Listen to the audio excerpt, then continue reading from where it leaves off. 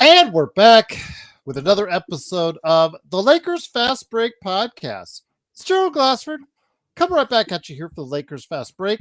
Pop Culture Cosmos, where we cover the latest trends in pop culture each and every week, twice a week, wherever you get your podcasts. On this week's episode of the Pop Culture Cosmos, we covered The Electric State on Netflix, Assassin's Creed Shadows coming this week to consoles and PC, and what's hot on Amazon Prime, including Invincible Season 3 and more. So go ahead and check out what we're talking about at the Pop Culture Cosmos, wherever you get your podcasts.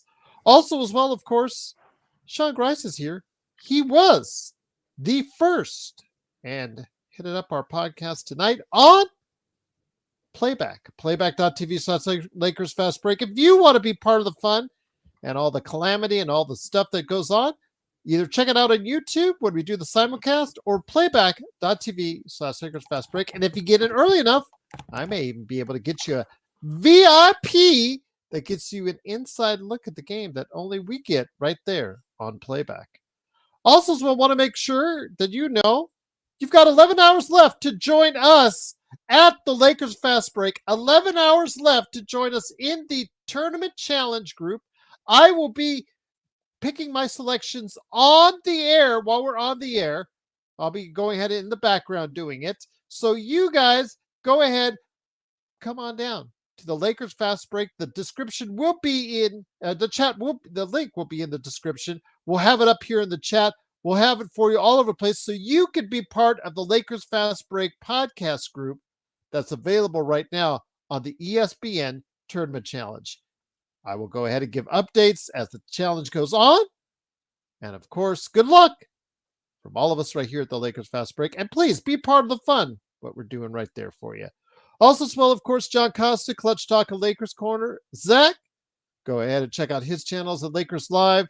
Of course, also as well, Joe Sorrow, Clutch Talk right there as far as for him.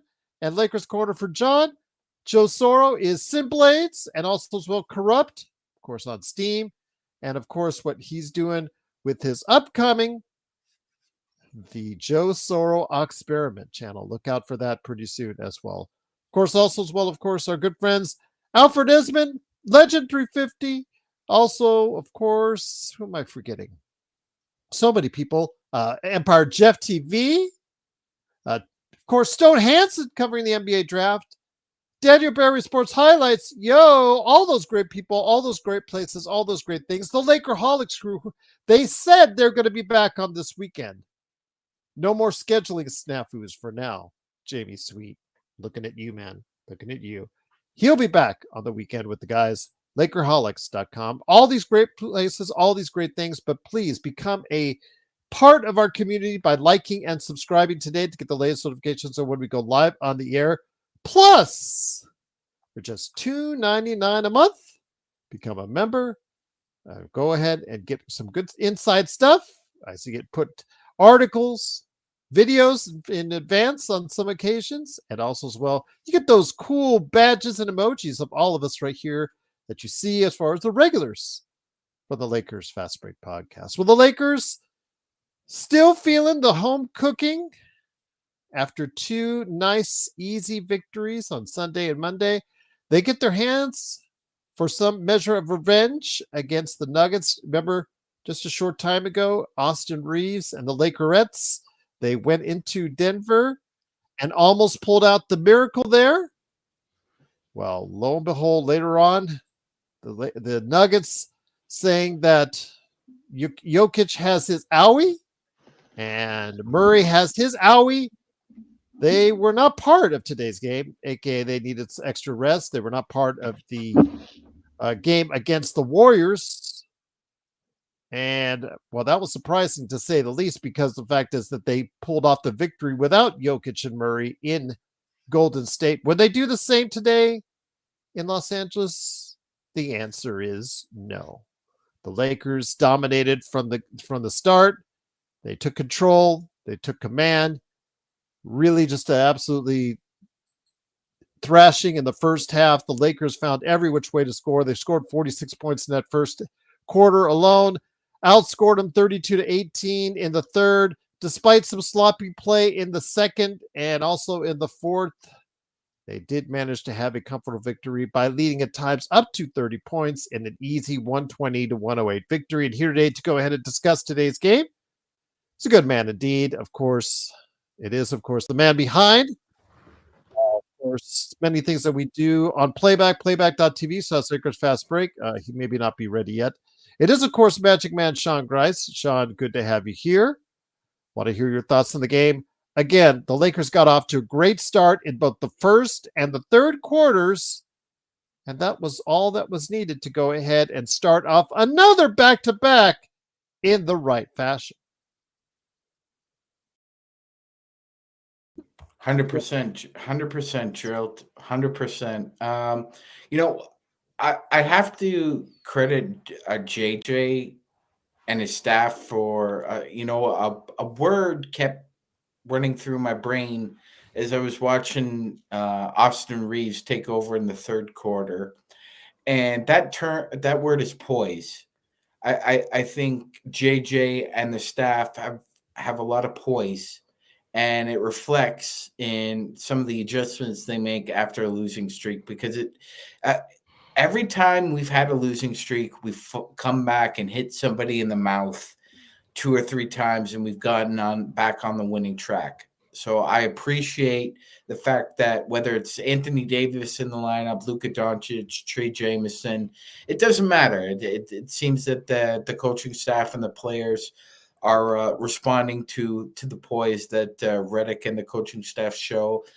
Shone through again today. That second quarter was looking a little ragged, Gerald. I mean, like you said, Gerald pointed out, Denver had 10 turnovers in the second quarter, but the Lakers let a 28-point lead shrink in half almost. It was shrunk in half by the third quarter until Austin Reaves took over, Gerald. And one thing we're noticing is that the ball is in Luka's hands, but he has no issues letting Austin Reaves pick his spots, Gerald. I mean, it's obvious that Luka now playing with Austin has a feel for Austin. So now you're talking about Luka Doncic having a feel for how Austin Reaves moves during a game and how LeBron moves. And that's pretty dangerous because he's usually 3 or 4 steps ahead of everybody else, including us. So I mean, he's got more tricks up his sleeve. But the fact of the matter is, 6 players in double figures tonight, Gerald. If you told me both Jared Vanderbilt and Gabe Vincent are in double figures, Gerald, I think the Lakers haven't lost a game when Vanderbilt and Gabe Vincent are in double figures, Gerald, if you want to correct me on that or the chat.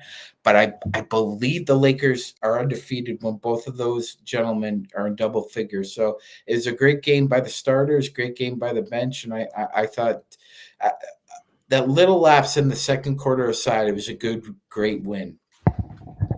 Once again, it is the Lakers Fast Break. It is Magic Man Sean Grice along with me, Joe Glassford. Thanks again for watching this. We truly appreciate you joining us.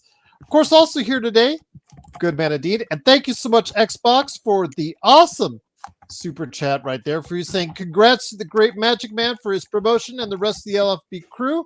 Always a pleasure to be with this family indeed. It is, of course, the man behind Clutch Talk and Lakers Corner.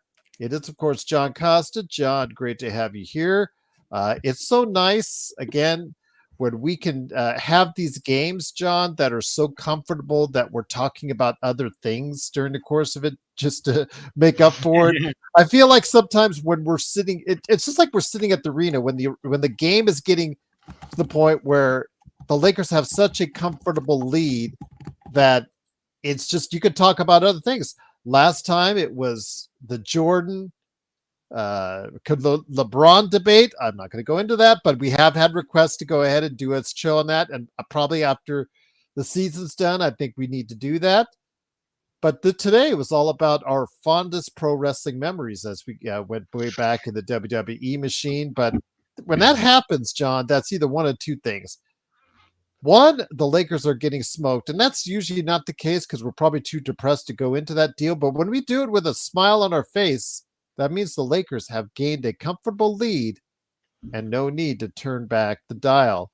as far as looking behind you to see if the Nuggets were coming. The Nuggets, they got the fake comeback involved and all that because the scrubs were in.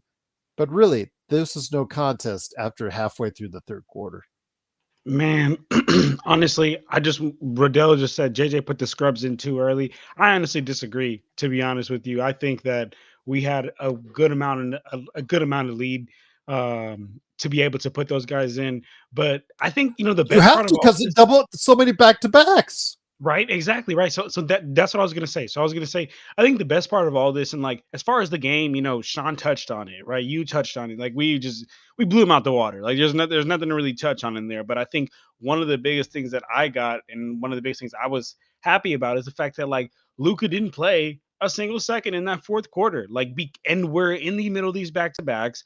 Whether somebody that does scheduling absolutely hates the Lakers, or if it's the makeup games because of the fires, whatever it is, go look at the Lakers schedule if you're not preview to it, bro. Like we just had the back to back, have the day off. Now we got this back to back. We're gonna have the day off, and then next week we literally have the same thing. And to Sean's point earlier in playback, like it's against the same fucking team. So it's like it's gonna be it's going to be tough on just trying to keep guys not as fatigued. So to be able to have a game like this where we're able to put them out early, and Gerald, to your point earlier in the game, you were saying let's just put them out early and let's just let Luka rest. And man, I think the Lakers, I mean, we already talked about it last time. JJ Redick has one AirPod plugged in and he's listening to playback, and he has the stage turned all the way up and stream turned all the way down. So he hears what we say, man. He hears what we say. And we went ahead and put him out honestly in three quarters. And I mean, they had that fake ass comeback at the end, but didn't amount to anything. We got the win, and that's really all that matters. And like I said, biggest thing, Luka Doncic gets to sit the whole fourth quarter. We got a game tomorrow. We got the win, John. Xbox covered the spread. All is right in the world when that happens. Absolutely, yes. Indeed. Also here today is a good man indeed. He is, of course, the mastermind behind Simblades, Simblades with a Y.com. Of course, also his game that you need to get on Steam. Outside of just Assassin's Creed Shadows, of course, it is Corrupt, Coreupt on Steam. And then, of course, he's Oxide 247 at LakersBall.com and his upcoming channel, the Joe Soro Experiment. It is Joe Soro. Joe, good to have you here. I wasn't sure with the camera and the thing going in and out. I wasn't sure if that was what was going on there for a second. So sorry if I brought you on stage a little bit too early, or wasn't sure if you were going mobile or not. But the Lakers, they were mobile. It's easy when you don't see Jokic and when you don't see Murray, that, oh my gosh, you got to take your foot off the gas. The Lakers put their foot on the gas in that first quarter. Second was really just a masterclass in not to how to play the game of basketball for both teams. The third, we did see the Lakers finally smarten up and say, you know what, we need to go ahead and get this done over with now so that Luka can sit out the fourth quarter. And that's what happened. And by the way, bonus, the Lakers are now in third place in the Western Conference. Yeah, this was a return serve for the loss in Denver. The Lakers were missing two starters as well. So the excuse, if they're there, is your problem, not the Lakers' problem. If you don't want to play Jokic, you don't value being ahead of the Lakers in the standings at the end of the year, that's on you. The Lakers, I've come to the realization that the Lakers will have a legitimate chance of winning a championship if they get the 2 seeds. So my focus as a fan is to reiterate the fact that that 2 seed is going to be huge. And if you need more, validity to it, the Lakers are extremely good at home. So when you can guarantee 2 first round, if you get past the first one, obviously, which I believe they will, when you have 2 first round series at home, you are going to have a better chance at getting deep into those playoff runs, especially when you have somebody like Luka, you have LeBron, and I do believe that Austin Reaves has arrived for real. I don't believe you're going to see an Austin Reaves. And we saw a little bit, we didn't see him play too bad last year in the Denver series. He did have a bad series against Denver 2 years ago in the Western Conference Finals, but I thought he played well in last year's run. And I believe he's going to be even better this year.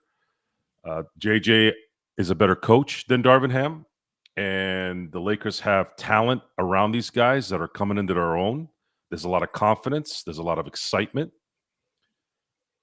There's nothing going on that's not going to give us as a fan base excitement in what could be coming. If the Rockets had lost in Orlando, and thank you, Orlando, for going 18-17 at home, like the assholes you are. If you had just won tonight's game, the Lakers would be in the second spot, and this is with them losing 4 in a row on the road because of circumstances. That's huge. That's almost like it didn't count that they lost those 4, which that usually gets you bounced. That usually gets you out of a situation this tight, and you don't usually come back. So the fact that if they win tomorrow, I think there's a real good chance they could be a 2 seed by next week, and maybe even solidify it the rest of the way if LeBron and Rui are not going to be a problem in terms of their health. Tonight's game was great because it was the 3rd game in a row where the Lakers pretty much owned the game from beginning to end. There was no moment in this game where the Lakers didn't have the lead. This was a wire-to-wire win against a team that the Lakers have had problems with Jokic, without Jokic, whatever. And Sean brought up a good point about the divisions. I have been so desensitized by the division winner in the last decade. I wasn't even thinking about the division. But yes, the tiebreaker is the division. So if Denver and the Lakers finish tied at the end of the year, they went 2-2 in the season series. The Lakers would win the tiebreaker due to their division win, which looks likely. And Denver is not going to catch up to Oklahoma City. So that's a huge difference between what the Lakers have had to deal with the last couple of years going to Denver. Should Denver and the Lakers play in the first round? That's something that's big, as well as obviously if they end up playing in the second round. So those are great things to look forward to if they do play out like that. And I'm just happy, man. I mean, this has been. I woke up the last 2 mornings at 3 and watched what I believe will be the greatest baseball season ever in the history of the major leagues. And this is comparing it or going over the 27 Yankees and the 98 Yankees. I didn't see the 27 Yankees play. I did see the 98 Yankees play. And that's the best team I've ever seen. And I believe that this team is going to eclipse that in the end. So watching you don't drink coffee. So what kept you up at 3 a.m.? Sports, the excitement of winning. Joe, I love that answer. That's a great answer. When you're dependent on something to do something, But you're not used to waking up at 3 a.m. though. A lot of Californians aren't. I did wake up pretty comfortably this last night because I did sleep early last night. I slept Which around is why we had no 9:30. show. Sorry, everyone. Yeah. I passed out on the couch at 9:30 and I woke up around 1 and then slowly went back to bed. And I woke up around 3:14 and I was able to fast forward through the first 3 or 4 innings, which is awesome, by the way. That's the great thing about baseball during the regular season is no one really watches baseball like guys like Jeff and I, right? Every game. So you don't really have anybody spoiling anything for you. So I have dozens and dozens of times, if I'm not watching the game live, I'll wait about a half hour and I'll not have to deal with any commercials and just fast forward through the game and finish the game within an hour or so. By the way, whoever made the DVR, they should be knighted. They should have a statue in every state, every town. but the Lakers thing here, and seeing what Luka did at the beginning of the game, folks, that right there, that guy right there, if that guy was playing a full year this year, he would have been the MVP. Get ready for this. This is the guy you guys are going to see for the next 5 to 10 years. Luka Doncic is going to be the biggest NBA star in the NBA very soon here, and he is going to bring chips to LA. Once again, it is the Los Angeles Lakers winning 120 to 108. They are now 43-25. Third place in the Western Conference. Magic Man, let's bring it over to you. Like Joe says, they got to finish this home stand strong. Finished it so far so well. They've done a great job. They got to finish it. They got to just take their meal, finish it all up, eat it all up. They got to go ahead and just get all these wins that they can at home. You saw I put the record up there. Mike Trudell tweeted it just now. 28-7 at home, second in the Western Conference behind OKC. 18-2 in this calendar year at home, and 9-0 since February 19th. They have to win every game that they can when they're at home, Magic Man. 100% Gerald. True as it's been since I've been watching basketball. You win 80% of your games at home. You win about 50% on the road. That's a guaranteed at least fourth spot or better. So the Lakers are 28-7 at home. That's 4-1. That's an 800 record if you just reduce it. So you're playing 800 ball at home and you're playing 500 ball on the road. You're a really good team. And the Lakers need to continue to win at home, Gerald. We need to stack these wins. I think that, Gerald, this is so close. It's going to come down to gentlemen. This Western Conference race is looking eerily similar, Gerald, to 2007, 2008, when the Lakers, Charlotte, then the New Orleans Hornets, Spurs were all racing. It was a boat race for the top three seeds. And it came down last week, and the Lakers got number one, and the Hornets got number two. And I think it's going to come down to last week, Gerald, because the last two opponents for Houston are the Los Angeles Lakers and the Denver Nuggets. Okay. Before that, they have to play the Clippers. They have to play OKC, and I believe they have to play the Golden State Warriors. So Houston has a rough last week. So if anybody can take advantage of this, it has to be the Lakers. Because as Joe was mentioning, the division is a big tiebreaker because Memphis and Houston are in the same division, Gerald. And whoever finishes second, guess what? If you're tied with the Lakers in the standings too, guess what? The Lakers jump you too. So this is huge. This is giving me goosebumps from 2008, 2007-8, Gerald, when the basketball was as competitive as it's been in the Western Conference. So the Lakers need to continue to win at home. I'll tell you what, though, it's going to be very exciting to see if that they can do just that starting tomorrow. Again, game time for that is 7:30 p.m. Pacific, 10:30 p.m. Eastern. It is the Milwaukee Bucks and Los Angeles Lakers. Please go ahead and catch it on playback.tv/LakersFastBreak or our YouTube simulcast and Twitch as well. John, let me bring it back to you. Again, with the Lakers playing so well once they got this home cooking, I wish they could transfer that kind of home cooking on the road, but we'll deal with that when they go out on the road. When that happens. Right now, they have two more games to deal with, Milwaukee and Chicago at home. They have to finish it out strong. Houston is on an 8-game winning streak. They're sizzling hot right now. I thought many people like myself had thought the free fall, once it happened in February, that's going to be all she wrote for Houston. Ime Udoka had other things on his mind. If you do not appreciate Ime Udoka as a head coach, maybe you should start doing so now, because it's clear he's got those Houston Rockets really playing at an extremely high level. That being said, John, the Lakers still have a very viable chance at that second seed. And like Joe, I think if the second seed is theirs, the Lakers definitely have a great chance with two series at home in the playoffs to go a mighty long way indeed.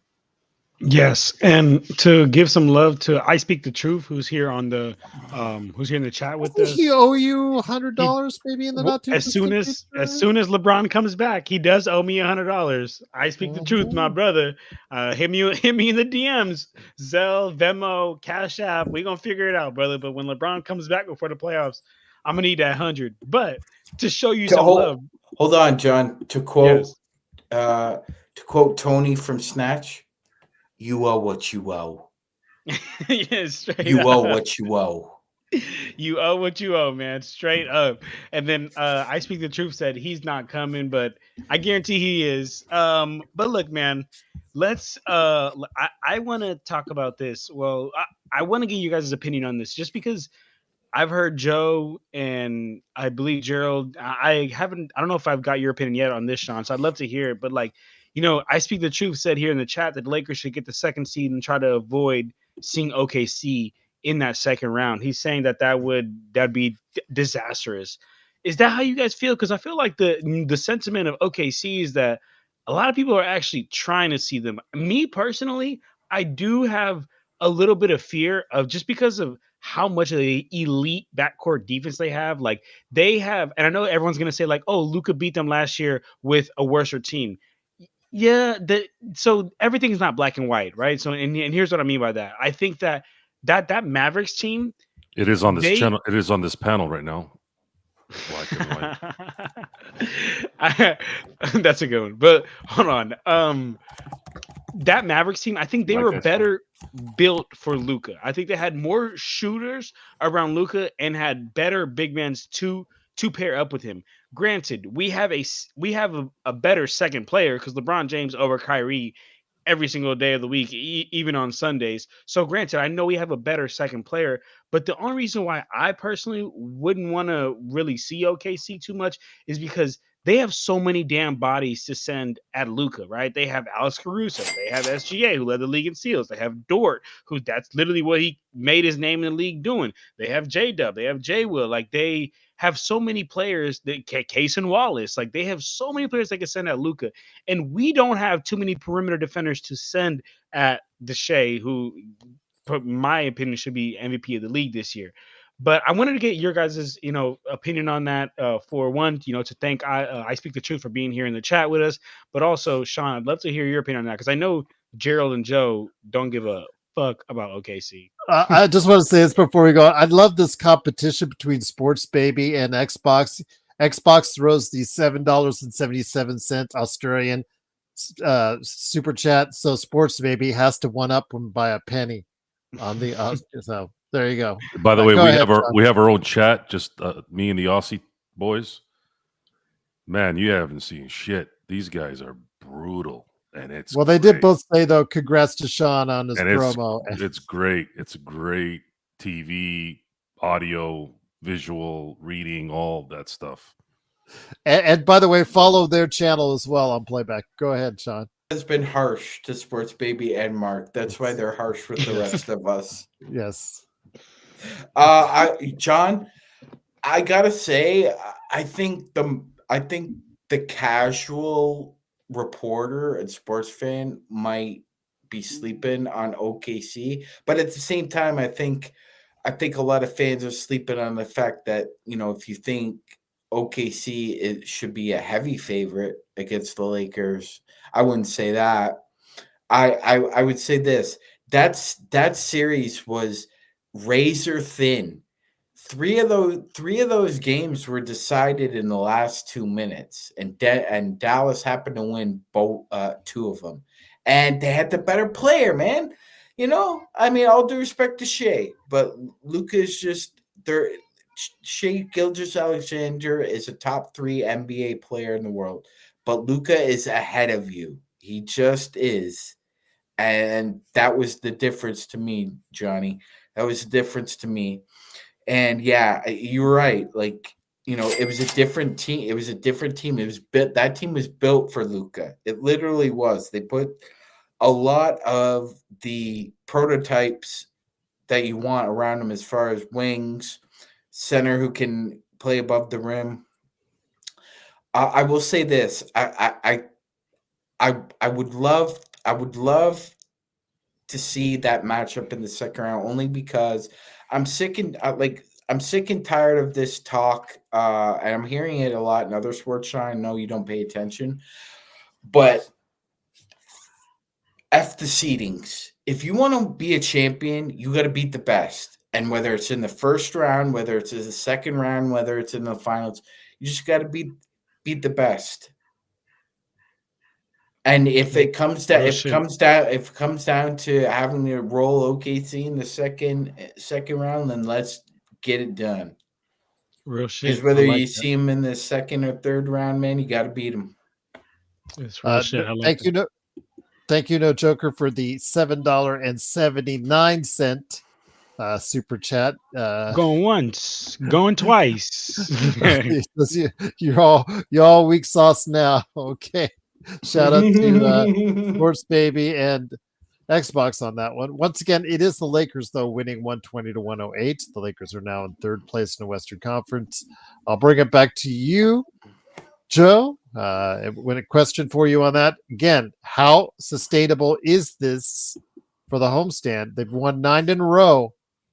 They've got to go ahead and get to 11-0 at least before they head on the road, so that they can be up in there, be in that chance and that likelihood that they have the second place in the Western Conference. Because, like you said, if by next week's they do before they head out on the road, that's going to be the key to give them a lot of confidence. So maybe that they will play better on the road, being in second place. Well, winning tonight's game was huge. I was hoping for 4-1. If they can get to 5-0, obviously that's great. But this was the game they needed to win in this pair of back-to-backs, because it's Denver. You tie the series, you're going to win the division likely, and they're not. So even if they lose tomorrow, it doesn't hurt the standings. There's still a game up likely on Denver. That's worst case scenario. Now, the fact that, because I got called out on this on YouTube yesterday, one of my haters online who always comes at me called me soft because I wanted the Lakers to play soft teams until the Western Conference Finals. I'm going to explain this so that you guys understand where I stand on this and why I want to go this way. There's history that's involved in this, and there's also a unique change that happened about 2 months ago and some change. This team was not together until February. There's a lot that they're still learning. There's a lot that they're still trying to put together. By having the advantage of the matchups and who to play and when to play them is going to help guide them a little bit more in their preparation, because they're not prepared from a training camp, from an off season, or even a full season. That's important. And it's how that's going to work with Oklahoma City. I have a pretty good feeling that Oklahoma City will make it to the Western Conference Finals. The way the seedings are coming about, they're probably going to have a much tougher series in the first round than they will in the second round. I just kind of see that happening. And if that is the case, it's just another thing where this young team is going to have to play 2 series before they go play another series. And every series gets tighter and tighter and harder and harder. I have full confidence that if the Lakers can get a drawing that makes sense, for example, let's say they get the 2 and Houston is the 3 and the Clippers win the 6. I'm sorry, the Clippers are the 7th seed. The Lakers now don't have to travel if they play the Clippers. That's a huge advantage for them in terms of rest, in terms of just overall psyche. So if they beat the Clippers in the first round and Houston beats Golden State, you're going to play a young Houston team in the second round. Or let's say the Warriors upset them, you're going to play a Warriors team that, in my view, is not better than the Lakers. And the Lakers have always had their number, even when they were really good. They just have that tendency to beat that team. Then You have Luka and LeBron, should they win that series, go into a Western Conference Finals. Let's say it is Oklahoma City. There's a lot to be nervous about when you're Oklahoma City. The pressure's going to be on them. And I'm sorry, but if you've got a healthy LeBron and a healthy Luka, good luck. That's a scary duo. This isn't Kyrie and Luka. This is LeBron and Luka. So they have a better chance at getting at Oklahoma City, in my view, after 2 series wins, because they're going to still be competitive. This is the West. This isn't the East. And then I'll put my money on Luka, a healthy Luka and a healthy LeBron at that point. And then whatever happens in the East, I don't know. I don't know how that's going to play out. I'm not really thinking about it. But as of right now, the Lakers get the number 2 seed. They have a better chance because of history that they will advance. There's a high probability of them advancing deeper at the 2. There's only been one team that was a 4 seed that has won a championship. That was the Boston Celtics in 1969, and there were only 4 teams in the playoffs. That includes both conferences. At that time, it was 1 series, and then you went to the finals. The only team that's won below 3 is the Houston Rockets in 1995 when they were a 6 seed. And I've mentioned this a few times, but this is for the new people on here. That year had a lot of anomalies. It wasn't just the 6 seed winning it all. They actually made a mid-season trade for Clyde Drexler, and they won. And that is rare. And they played 4 series to win a championship too. And they also won a series in a sweep and finished it at home. That's never happened in any finals series ever. No one has ever won in a sweep at home because Orlando was favorite. They had the best record. Orlando lost the first 2 games at home. Houston won game 3 and 4 in Houston. So percentages-wise, the 2 and 3 seeds are absolutely imperative to get based off of history. But 2 guarantees the Lakers a home court in the first 2 rounds, and this team is playing very well at home. So that's my assessment on that. If you want to call me a pussy, you want to call me a softie, just go ahead and serve me that ice cream at McDonald's, man, because I'll eat it all day. Soft serve, vanilla. It's really Soft good. serve, baby. That's that vanilla. That's really bad for you. Yeah. That works half the time, by the way. To be fair and for the record, Luka has taken a 5th seed to the NBA Finals, and that's amazing. They had no business going. They had no business going to the finals last year. Absolutely no business. And I think the 8th seed in 90. No, I do know. In 99, it was a shortened season, obviously, but New York went to the finals as an 8 seed and then got waxed by the Spurs in the finals. Of course, Miami did it again in 2023, got waxed by Denver. So those low seeds have made it there, but history says there that they get whooped when they get there, and all 3 of them got whooped. Yeah, the only exception was I believe the 2018 Cavs. They were a 4th seed. There was no way they should have won that first round against Indiana, but they went all the way to the finals and won. So no, 18. The Cleveland only won 1 in the finals. Yeah, they lost actually 5. split the games. Yeah, they actually split the games in Golden State, but then Golden State swept them at home. Yeah, exactly. But still, regardless of the fact, these are 2 guys that have taken 4 and 5 seeds to NBA Finals. So, I mean, context is important, but the fact is that they're very capable. Especially with LeBron being the 1-1 with Luka, I still believe, and I would put money on it if I had a time machine. I'd be like, if LeBron was on Dallas's team last year, I believe Dallas would have beaten the Celtics in the finals. I think Kyrie, they can say they attacked Luka, and they did, but Luka was still dropping 30 on them. They let Luka kind of do what he needed to do, I guess. They put all their efforts on the Kyrie, and Kyrie did not come through. He was kind of a non-factor at that point. Like he looked like Kobe against Detroit in 2004. Well, if you guys want to join my boat, I'm gonna get $100 from I Speak the Truth because we betted I that. was just gonna say he's betting again. Yeah, He's so betting again, John. I'm gonna get $100 from him because he betted that LeBron won't come back before playoffs, and I'm like, he'll for sure be back before playoffs. And then he's betting another $100, but this time I actually agree with him. He said, regardless of who comes out the West, they're gonna lose to Boston. He's saying in 6 or 5, and I'm not gonna stretch that to say 6 or 5, but my pick, and it's unfortunate because the green guys suck, but I have to be real. And the Celtics. I mean, I've said this ample of times, you guys. Check out the video on my channel. I'll drop like at the beginning of last year's season talking about why the Celtics will win a championship and how they're just they can switch 1 through 5. They have the best defensive backcourt. They have potentially the best offensive and most powerful duo. It's like just two guys who can go get a bucket at any time. They got a great coach. Like they're deep. They're just a well-oiled machine.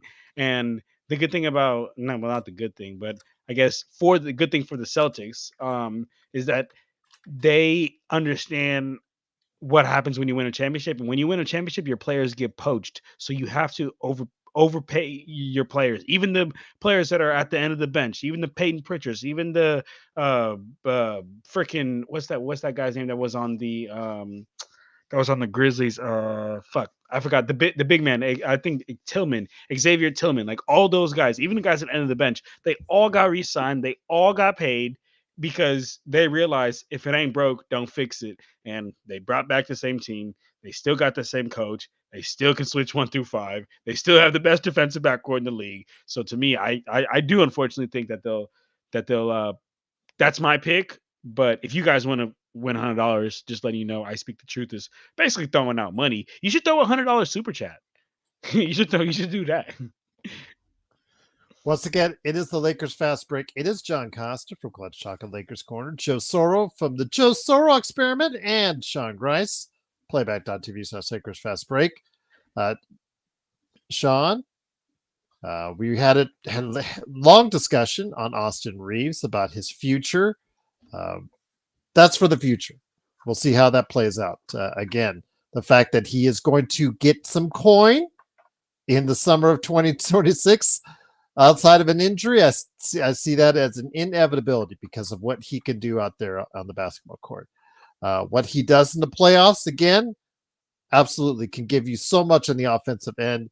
And hopefully he'll figure out a way, or JJ will figure out a way to not have him be targeted too much in the playoffs on the defensive end if they play him out there with LeBron and Luka, which they should and they will. That being said, how good is it to see after the terrible performance in the Brooklyn game, to see his game evolve since then and play with such confidence, like in the Denver game when they were at Denver, and then moving on to this homestand. Not only is it great to see Luka doing as well as he's doing when he's on and his shot is working, but when Reaves is alongside of him, giving them a different dynamic than the Lakers have had ever before. 100%, Gerald. And I think it requires I'm calling it an offensive, defensive, offensive sandwich with Austin Reaves. If you have two really good offensive players on the court with him, and you have two fairly decent defensive players on the court, that's a trade-off all Laker fans can live with, because we've seen Austin can take over a game when he decides that it's time for him to turn it on. He's got a great feel. The feel is there now, Gerald. And secondly, I would argue that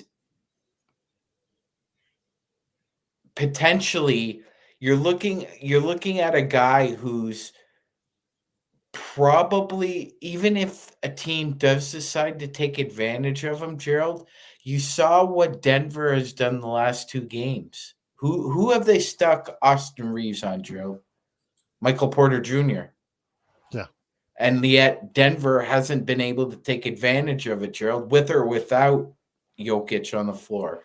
So I think it's a good. I think it's partly strategy, and I think it's partly just, but it is what it is with Austin. I think JJ's trying to play to his strengths defensively. He cuts hard, he rubs hard, he doesn't take cheap shots. He stands there, he'll take a charge, and trying to take advantage of teams that see. If you're gonna play this game, I like that strategy, because if you want Michael Porter Jr. to get hot in a series, Gerald, that means you're taking the ball out of Jokic and Murray's hands. And if Porter Jr. is killing us, I can live with that. I'm not gonna die on a hill with Murray and Jokic having the ball and you not being able to ball deny. But if Porter Jr. is just shooting the lights out and that he gets you, I could live with that. I could die on that hill.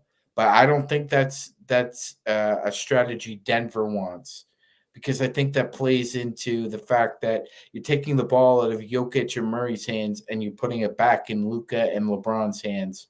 So I think it's a trade-off with JJ right now, Gerald, with Austin, figuring out what kind of defender you want to put him on and figuring out what defensive scheme you can put him in that gives him the best chance to be successful. Joe, I'm going to bring it over to you. And once again, the Lakers win in a very easy 120-108 victory. Standard Robert Wheeler question of the day. I'll bring it over to you. He says, for the entire panel, if the Lakers finished with the second seed, what percentage chance would you give the Lakers to win the title? For him, if the Lakers finish with the number 2 seed, he gives them an 80% chance to win the title. So very strong odds by Robert Wheeler. Go ahead, Joe. Your thoughts? If the Lakers finish with the number 2 seed, what percentage chance would you give the Lakers to win the title? Shout out to Joe Soro fanboy in the chat. He just arrived the other day. I think you got the wrong S word in that, but I digress. Oh, he's in the chat. I know. You got a fans. I know. I put it at 60%. Getting a 2 seed in this conference with a thirsty Luka and a LeBron, barring injury, and you have Austin Reaves coming into his own, and you have a bunch of role players that are just balling it up.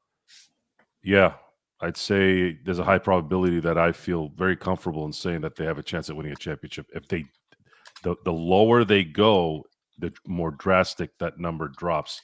If they get the 3rd seed, they'll probably drop to 40. If they get the 4th seed, they're dropping to 20. That 2nd seed is imperative to get. Being in the position they're in. They're not. We have to be realistic and understand that when they start playing the elite teams, their game plans are going to be much more strict against guys like Jaxson Hayes, guys like Austin Reaves, and of course the role players that are involved. Jared Vanderbilt, we've been discussing that even tonight. He's got way too many deficiencies in his fundamentals, and fundamentals play key parts in these kind of games in the playoffs. And the little things do matter. Where your feet are, how you're moving your feet, making sure you grab the ball and keep it secured. All these little things will be magnified in the playoffs. You have to make the little plays work, especially if you're someone who's deficient in big areas like shooting or scoring like Vanderbilt is. And guys like Jordan Goodwin, I believe he'll probably be useful, but we don't know how his game is going to change when the pressure is a little bit hotter. But we do know this. Luka is him. LeBron is him. And Austin Reaves is starting to become that guy that we might be looking at going, okay, this might be the breakout playoff run for him. And if all 3 of those guys are on, it's only going to mean good things for everyone else like DFS or Jaxson Hayes or Gabe Vincent, because they're going to get open shots. And if those guys hit those open shots, and not every single one of them need to hit those shots, one or two of them need to hit each game. They can take turns. And that is what we're going to have to wait and see if that's exactly how it develops. So yeah, the percentages are going to be high if they get to 2, because you guarantee yourself 2 home court, and history says 2 and 1 seeds win championships, especially out west. One question I want to ask you before we get to the that's a serious question. Do you do concrete? No Joker was asking you. Yes, I do concrete. I do pavers. I do fencing. I do retaining walls. Turf is my specialty, but there's nothing that is landscape that we don't do except for asphalt. Okay, because No Joker's saying he needs a ton of concrete. So yeah, get a hold of Joe. Joker, I'm going to put my number. Well, I don't know if I should do that. I'm going to put my just email. Simblades.com. Simblades.com. Yeah. Well, yeah. So if you want to go to simblades.com, you can message me on there, and it'll come to my email. Or if you have any questions, LakersFastBreak@yahoo.com, and I'll forward it over to Joe. But yes, Joe Soro fanboy. I was just going to say, Joe Soro fanboy. Don't. When it comes to that stuff, I have a very vast network. Don't mess with my work. I will punch you in the face for that one. Yes, Joe Soro fanboy. If you're a real fanboy, buy a front lawn from Simblades. Simblades with y.com. Then you could call it legit yourself Where do you live, Joker? No Joker. Which state? Which state or which area? Let us know, Joker. So because that he can. If you want to unclog the toilet, just take the whatever's in your mouth out. Help you breathe better. Yeah. So if you're a true fanboy of Joe Soro, go to Simblades. Simblades with y.com. I said Central Cal. Oh, where? He said what city? Yeah, I know where Central. That's where I'm from. All right. No Joker. If you don't feel comfortable putting that, send it over to LakersFastBreak@yahoo.com or Simblades. Go through Simblades. Sam, he is. Visalia. He is. And maybe that's what it would take. But the thing is, he can't be bumbling and stumbling and fumbling. I don't like how his brain isn't in the moment. He makes way too many mistakes. Visalia. Okay. Are you near Magic Mountain? Yeah. That has to be because that's pretty much. Yeah. Joker, hit me up on Simblades.com. Once I get the message, I will give you my information and we'll talk. Yeah, because we're still waiting for that first customer from the show to go ahead and buy from Simblades with y.com. But of course, Magic Man, I'll bring it back over to you. This is somebody who knows me, guys. I don't know who it is. It's somebody who's fucking with me. Well, they're not fucking with me. I'm not affected by it, but that's somebody that knows us. Not that troll that was hanging around with several different profiles like 2 or 3 weeks ago. I don't know. Under different names, like the Luka Doncic one and a couple other ones he had. Okay, all right. Magic Man, bringing it back to you.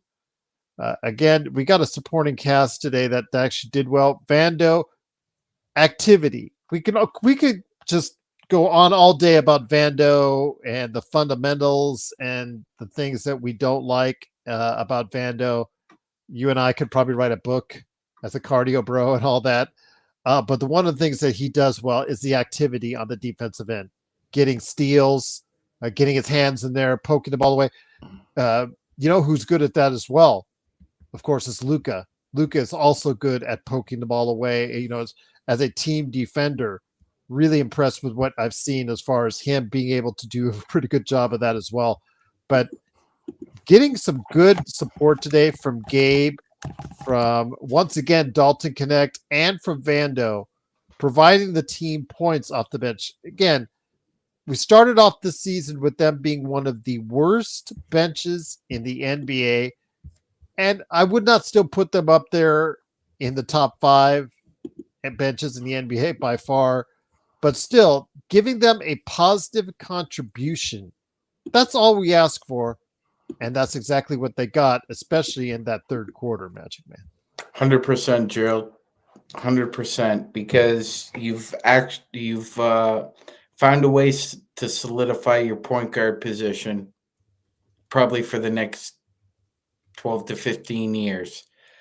The bench came up big in spots when they had to, And like we said, we talk about Jared Vanderbilt playback till the cows come home about what he can't do, but we know what he can do. And what he can do when he does it really well, Lakers fast break gives out flowers. And he gets flowers tonight. He's playing very well. I mean, John Wooden always said, don't excuse activity for I forget what he said. I forget the exact quote. Don't confuse activity with productivity, I believe it was. But yeah, he was productive tonight. He was making shots he can make. He wasn't taking those corner threes, Gerald. He would step out. It's never mistake activity for achievement. Okay, all right, that's the one. Yes, it's great. But yes, exactly. But he showed up tonight. He played very well. A couple ill-timed passes, and like Joe says, he must wash his hands with chicken grease before Stepped the on out game. of bounds. Yeah, It's those things that make you go. Yeah. If you driving know, to the ball to the basket. if is Jared like, like Gerald said, if Jared Vanderbilt had like basketball fundamentals, he'd be a $20 million basketball player. But this is who he is, and he can come up big in spots with big timely plays. I mean, offensively or defensively, you have to give him that. He comes up with timely plays.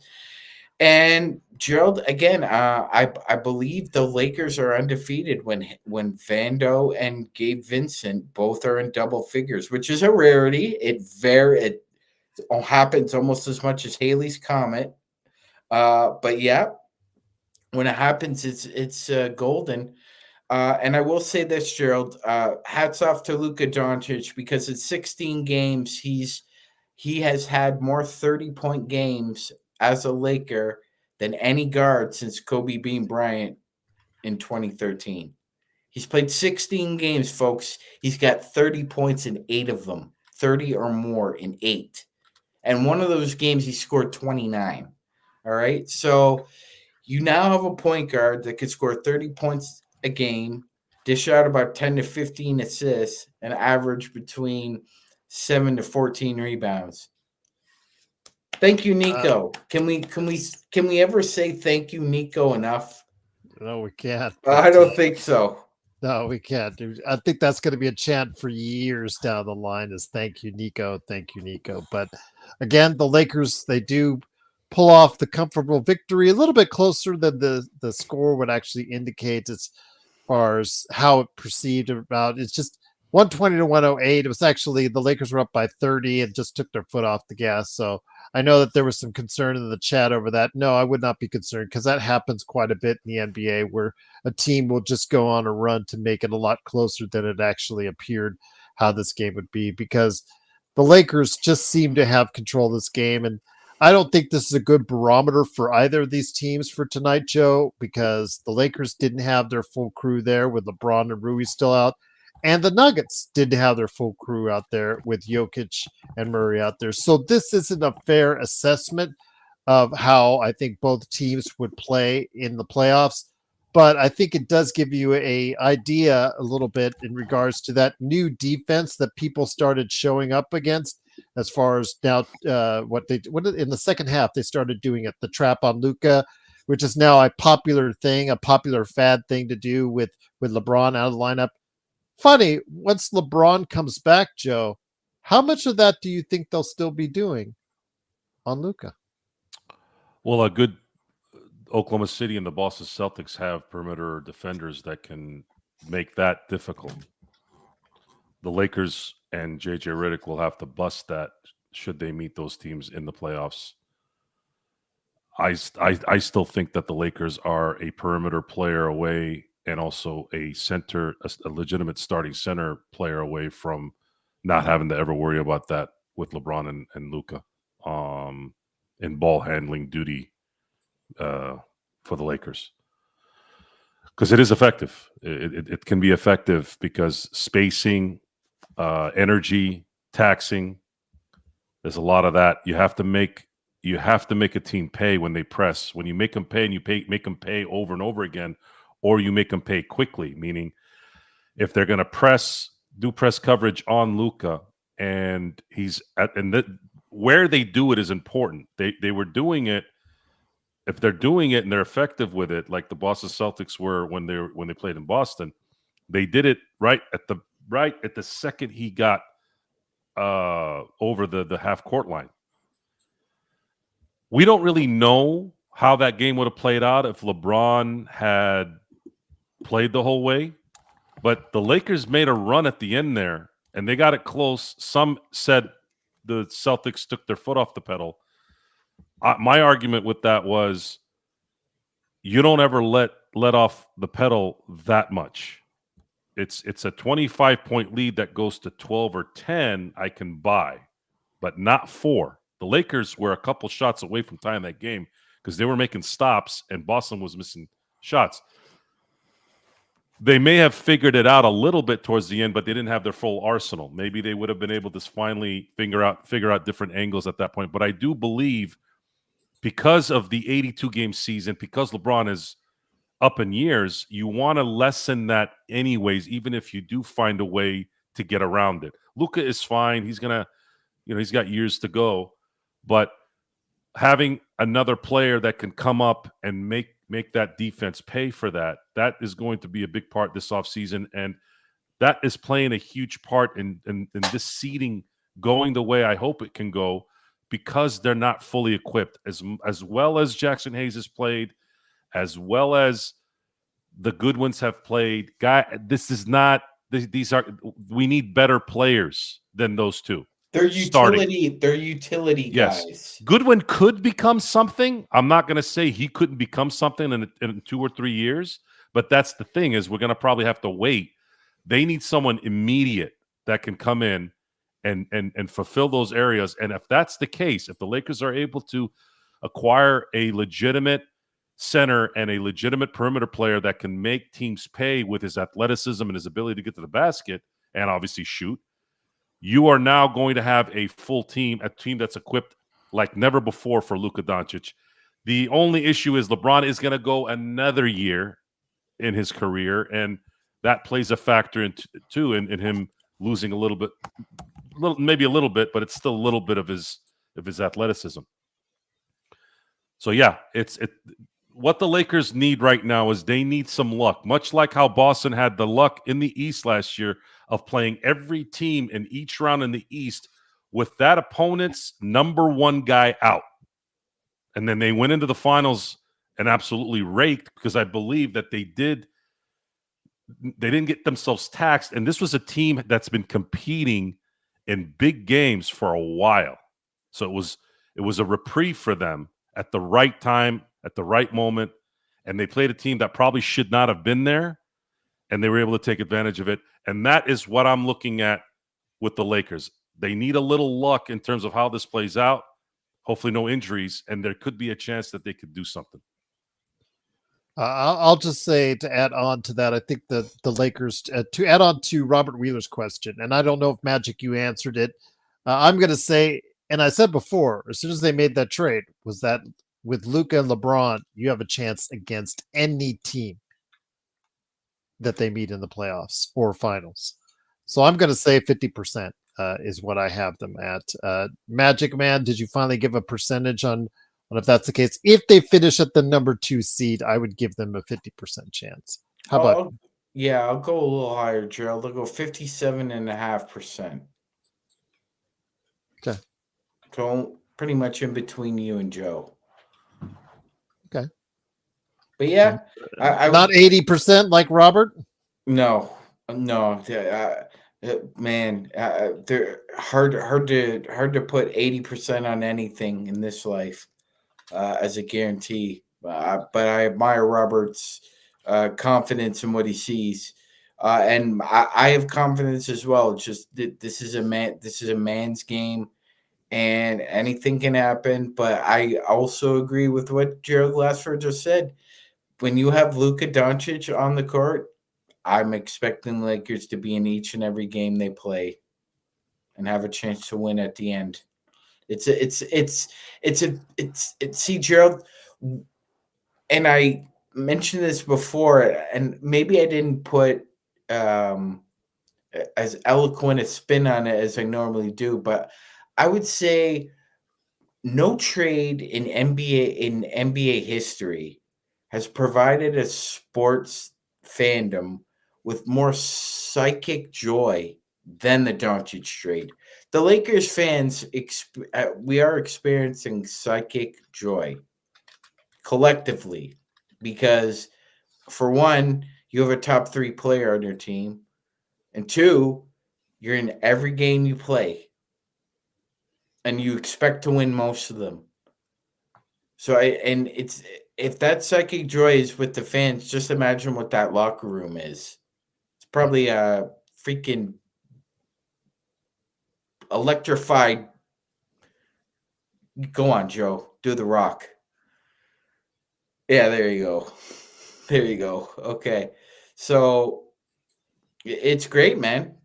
But I wouldn't put it as high as 80%. I wouldn't put anything as high as 80%. But I admire the confidence. So with that, tomorrow's game is against Milwaukee. Again, it's going to be 7:30. It's not a nationally televised game. It is, of course, going to be on Sportsnet. Of course, also as well. Playback.tv/Lakers Fast Break. Joe, I'm assuming with a day off, we're going to see Lillard and Giannis for tomorrow night's game. I would be grateful if they didn't. Sorry, NBA Chilena, I think it is, who wants us to play the hardest way possible in order to get to whatever seed that they can. I would rather get the breaks whenever we can get them because it is an 82 game season. We already have a team that's injured with one of our top stars and also a great, very good complementary player who's having a decent season. Would be nice if we could get a break and Giannis and Lillard not be there, but I have a feeling that's not going to be the case. So what do they need to do tomorrow, Joe, to go undefeated and stay undefeated so far on the homestand? I think what Luka did tonight would be nice. He set the stage, and there were a couple times where I was watching the Denver players, and it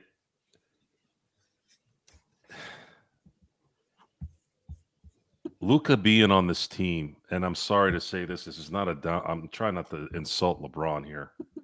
He does it in spurts.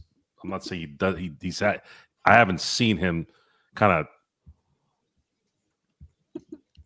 make the opposition, I'd say, kind of put their heads down, right? I'm trying to keep it simple here. Luka has what Kobe had for so long, and it was just this dread when he just keeps hitting shots and keeps hitting shots and keeps hitting shots. And you think you have him, and then there's 0.1 second on the clock, and he hits the shot. And the momentum that was sort of going their way all of a sudden gets just killed. Luka is a momentum, and he is a hope destroyer for your team. It's just he is devastating to your team. Look what he did to no one talked about this, but when they played Phoenix, all you had to do, and if you guys have that recorded, just look at Devin Booker that whole game. It's affected him. Luka has affected that player. And Devin Booker is 2 times, 3 times the athlete that Luka is. But Luka has something here that very few people have. Very few people have in not just basketball, but sports. There's a clip that I saw today where Connect had the ball at the arc, and you could hear Luka go, "Take that guy. Take him." Dribbled a couple times, step back, 3, in. That's who he is, guys. He is a killer. He has a clutch gene. He is a phenom on the basketball court, and he's been a phenom since he's been 15 years old. He just turned 26. He's playing on the #1 basketball team that's ever existed on this planet. And he's got a really good team building. And he's got a young coach. And he still has LeBron James there to guide him in diets, in preparation, in leadership. So that is why the excitement is so high, because we know, those who know basketball know what this guy is. And anyone who didn't know either hasn't been watching, or if they said that this wouldn't be what you think it is, then you don't really understand basketball. It's important to understand basketball. It's not just a bunch of guys going from one side to the other. There's a lot of things that factor into this thing. How Luka sees the court, how he's able to distribute, how he's able to essentially maestro a team. There's just not a lot of guys that can do that. Someone had mentioned, what does his game emulate? I have never seen a guy like this play. There's been two versions that I've seen that he has together. Number one, he's got a lot of Larry Bird in him. But Larry Bird didn't control the ball like this. Larry Bird was a point forward, but Dennis Johnson and Danny Ainge brought the ball up. Like there was traditional spots at that time. But where he is like Bird is his ability to make shots that make you go, wow. The ball handling skills is definitely Jason Kidd. Jason Kidd was a big guard who played like that, where he controlled the ball. What was that term you used, you and Stone, Sean? Heliocentric? Heliocentric, that's it. Heliocentric. The universe revolves around him. Yes, and he embraces it. This is not, you don't see it like he's about it. That's just not fair for someone that plays in the NBA. That's great. This is what I mean by fair is imagine your whole life you are badass, and then you're in the NBA and you're badass still, but this guy makes you look like an ass. That is special, guys. It's a special thing, and props to Nico Harrison for the rest of his life. The problem with comps, Joe, is that when somebody comes along who doesn't fit, everybody tries to fit a square peg into a round hole. There are, like you said, there are specs of different people's games in his game, but he doesn't have a comp. He's more of an artist on the basketball court than he is a basketball player. That's kind of the beauty of this is people are trying to find a comp for him. There is no comp. He's a maestro who happens to be a basketball player. You know, it's like if Da Vinci used his long arms to be a great soccer player or to be a great bodybuilder. It's just you're an artist. What you do transcends the sport you play. He's one of those guys. It's like, you know, Magic will always be my guy. Luka makes plays, at least 2 a game, that remind me a lot of Magic, Gerald. The behind the back, no look pass, the no look between the legs pass. He's out of sight, man. He's out of sight. And like Joe said, there are different specs to his game. Yes, there's a mixture of Larry Bird. Yes, there's a mixture of Magic Johnson. He's got a little bit of Skywalker in him without the athleticism. He can put the ball on the floor and get in the paint. There's a little bit of Grant Hill to him. He's got different parts of his game in different areas, but he is a very unique basketball player above and beyond. And you know what? Phoenix could have had him, Gerald, but they passed on him. They took DeAndre Ayton. And then the Sacramento Kings could have had him, Gerald, but they passed on him too. They took Marvin Bagley Jr. And the Atlanta Hawks did pick him, Gerald, but they traded him.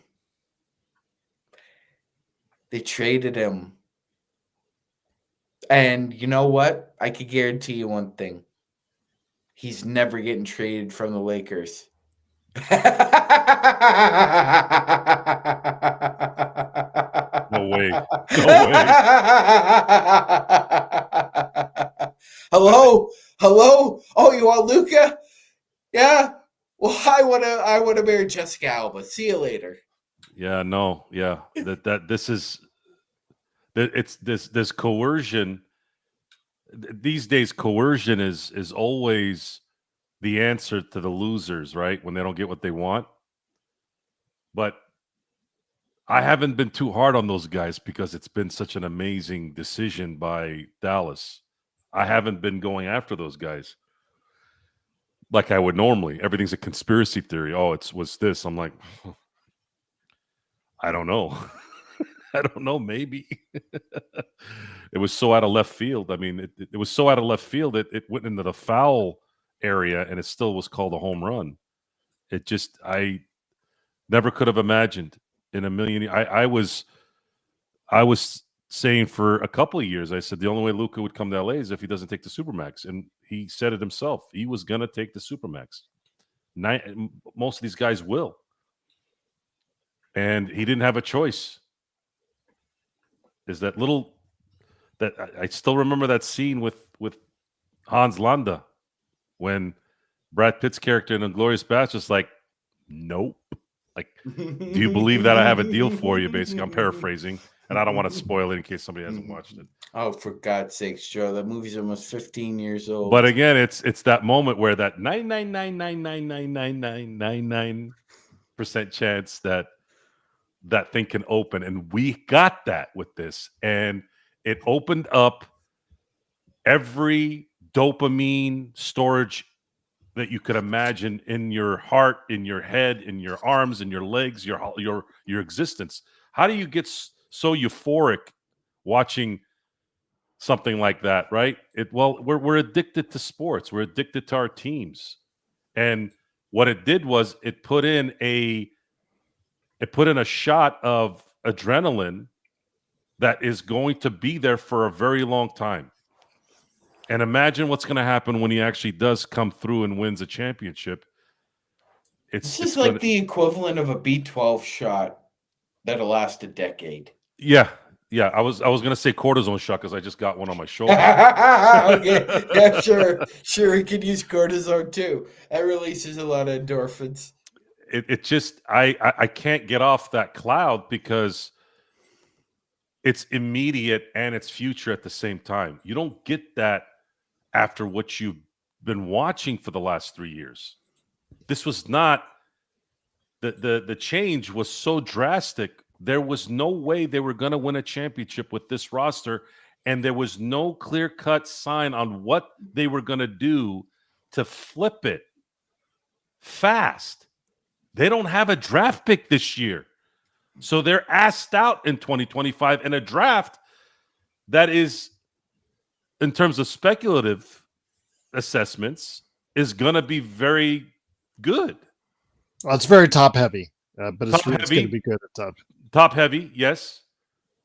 But I heard that there's some good picks out there, but are they? The Lakers have a late 50s. Are they going to find a Kawhi Leonard at 17 or a Giannis at 50? No. Go ahead, John. Go ahead, Sean. No, yeah. I was just going to say,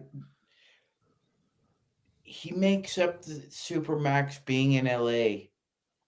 He's the face of Nike now. He's not only the face of the Lakers, he's the face of Nike. Nike, the biggest shoe brand in the world, has the top 3 player in Los Angeles. He will make up that Supermax money in no time flat. I understand a lot of people go in on the jock tax. This is a different situation. He is a gemstone, like a Rosetta Stone. This isn't just some diamond in the rough that you cut and you sell. This is a rare jewel. And now that he's here, you're not letting him walk, and you're giving him every opportunity to spoil himself in the Garden of Eden. So I think a lot was made about that. He'll make up that money, no problem with endorsements being in Los Angeles, Gerald. Before we head on out, JY has a question with Luka, as we all know, is important. But isn't Jaxson Hayes an X factor for now? I mean, Jaxson Hayes, coincidentally, came back from injury to start the homestand, and coincidentally, the Lakers have not lost since. So I'll leave it to you guys to go ahead and answer that question. How important is Jaxson Hayes being the only real big man that we have that can do any type of, as far as defense, as far as any type of shot blocking, rim protection, can rebound a little bit. Wish he did a little bit better on both those accounts, because we even saw this tonight where Russell Westbrook made an easy layup over him. It's kind of like, but you know what? He can pick and roll just about as good as anyone in the league. And that as a weapon on the offensive end is truly, truly something not to be underestimated. I mean, see the Clippers with what they do with Harden and Zubats. But your thoughts, Joe? Is Jaxson Hayes the X factor for now? No, not when it matters. Jaxson Hayes will be thanking Luka for his bump in pay coming this summer. Mm-hmm. And he's been playing valiantly. I'm not trying to diss him here. He has absolutely gone above and beyond since Luka has arrived, and boy, did they need it. More time, more rhythm, right? Jaxson Hayes had never really gotten this kind of opportunity to play. At least I didn't remember him having this much time in New Orleans. But he's getting starter minutes now as a starting center with Luka and LeBron, and he's elevated his game. Where it might be a problem is if they do face Oklahoma City, because they have Hartenstein who can spread him out, and then they have Chet who will shut him down. There is no doubt that he'll be rendered ineffective against somebody like Chet Holmgren. So how do the Lakers combat that? Well, there's two things that are going to have to happen should they play Oklahoma City in a kind of going to the finals or going to the next round scenario. And that is, you have to make your shots. If they don't make their shots, all that spreading and all that defense that Oklahoma City can do, they will run them down and they will beat them hard. And it's got to be the center collective. It's not just going to be Jaxson Hayes at center in that series. You're going to have to play Rui at center. You're going to have to play LeBron at center in spots. That's what's going to have to. That's giving up the ghost for Hayes. If he doesn't get in foul trouble and you're able to play 5 by committee, Gerald, I think that's the best recipe for the Lakers, because you can't a pickle don't turn back into a cucumber, Gerald. You can't ask Jaxson Hayes to become something that he's not. He's a rim runner. He can block shots. Decent rim defender, not great, not good, nothing to write home about, but he's average. He's doing what he's asked to do out there. Nothing more, nothing less. He's doing what he's asked to do. He's playing very well. He is who he is at this point. And the limitations affect the Lakers' efficiency, especially offensively and in the half court, because Luka and LeBron can find him the spots he wants, but they can't make him a better shooter, Gerald. They can't make him a smarter defender. That's on him. But at this point, Gerald, he's been in the league long enough. We know what he can do and what he can't do. And we're happy with the productivity he's giving us. But the law of averages say that Jaxson Hayes at some point is going to have a bad game or two, and people shouldn't freak out about that either. But again, I think he's very good utility center. Yep, absolutely. And again, his play is getting maximized right now with Luka. We saw what he was before trade. I know that Nick T was talking about, when AD went out with injury, he stepped up his play. Yes, he stepped up his play a little bit, but Luka being here stepped it up to even a much higher level from what it was going to be. He was well on his way just to getting another minimum for another team at this rate. He was going before, the chance to play when AD got hurt. he was heading on, well on his way on to heading into another minimum contract, probably for the rest of his career. And this has at least gotten a lot of people interested in what he can do on the court, especially being a pick and roll individual in a league where they are just stressing that even more and taking advantage of it as well. So the Lakers want to go ahead and retain him as a guy that can be a great backup center for you. That would be great, but he might be looking for some starter minutes now that he's gotten a good taste of it. And the Lakers may not be able to provide that for him, but we'll see how it works out in the offseason, indeed. But for right now, the Lakers are in third place in the Western Conference. Tomorrow, they have Giannis, Damian Lillard, and the rest of the Milwaukee Bucks facing them. So, Joe, I know that somebody asked if they're going to sit out anyone. I don't see them sitting out anyone for tomorrow's game. So I don't see that happening because Luka got to sit out the entire fourth quarter.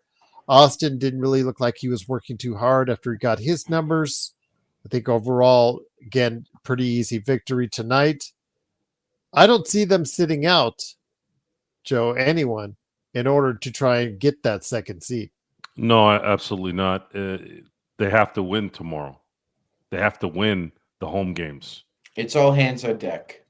There's just no margin of error the rest of the way.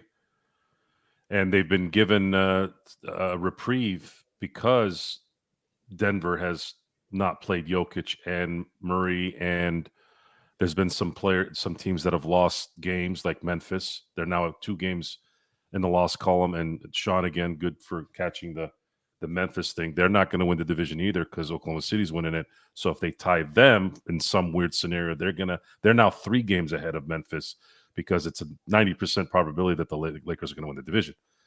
These things all matter, and they matter a lot. They matter a lot. And LeBron has gotten a lot of rest. This could be a blessing in disguise. He's gotten a lot of rest. And if he ends up playing, let's say, Monday, it's a good spread where, and I believe he's doing this to prepare also. I think he could play. If this is a playoff game, he would have played today.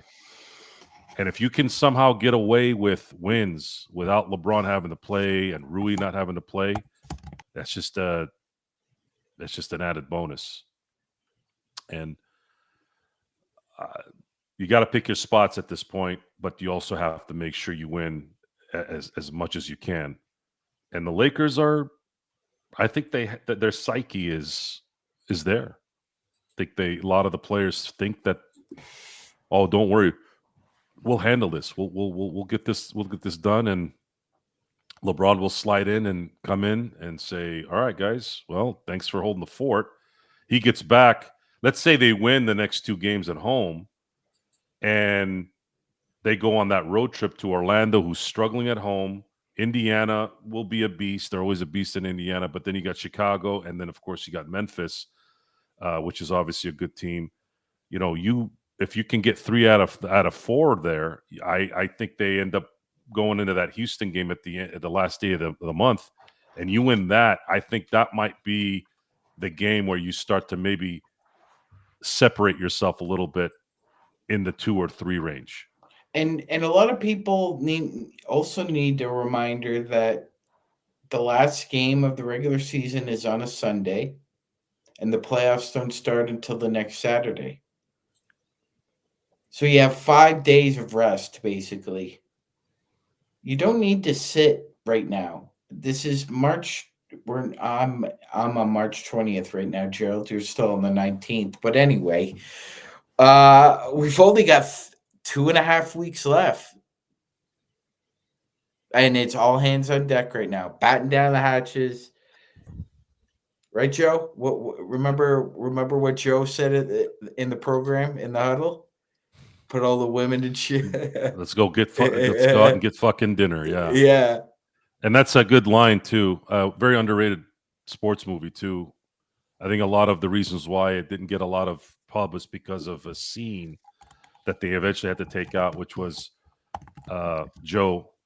quarterback Joe was trying to show how he can handle pressure, and he allowed himself to lay on the street while a car went by, right?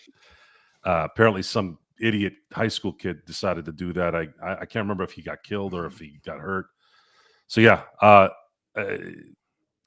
James Caan is the head coach in that movie, and anything James Caan is in, I just somehow relate to everything he does.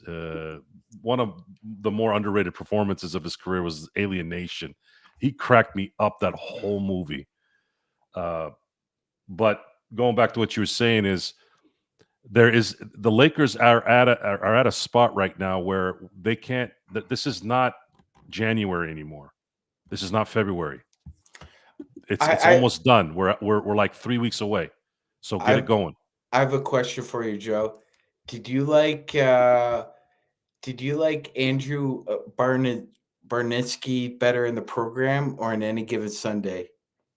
I liked him in the program. When he played Badman Kelly. I think that his role in Any Given Sunday was more. There wasn't a lot of depth. He was just a meathead. Yeah, he's just a meathead. Yeah. But in the program, he went from this guy who had to take stuff because he wasn't performing. He performed, but then he realized what was it for, really? In the end, it still didn't really fulfill anything for him. Gerald, do you remember what villain he played? He was Leatherface in the updated Massacre.